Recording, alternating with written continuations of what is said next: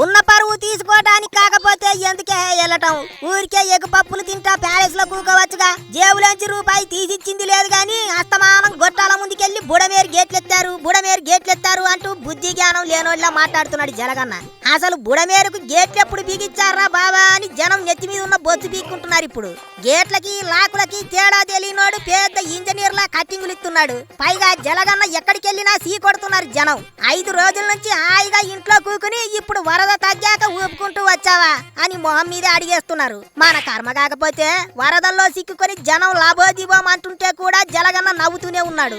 ఆ నవ్వులో కాకిరెట్టయ్యా జనం ఏడుస్తుంటే ఎట్టా నవ్వాలనిపిస్తుందో ఏమో మరి జలగన్నకి. తాడేపల్లి ప్యాలెస్ లో ఎలుకలు పట్టేందుకు ఎగ్గు పప్పులు మెక్కేందుకు కోట్లు ఖర్చు పెట్టిన జలగన్న ఇప్పుడు వరదల్లో ఉన్న జనాన్ని ఆదుకోవటానికి మాత్రం రూపాయి ఖర్చు చేయటం లేదు. ప్రజల డబ్బుతో 5 ఏళ్లు జల్సాలు చేశాడు, 1,00,000 కోట్లు దాచుకున్నాడు.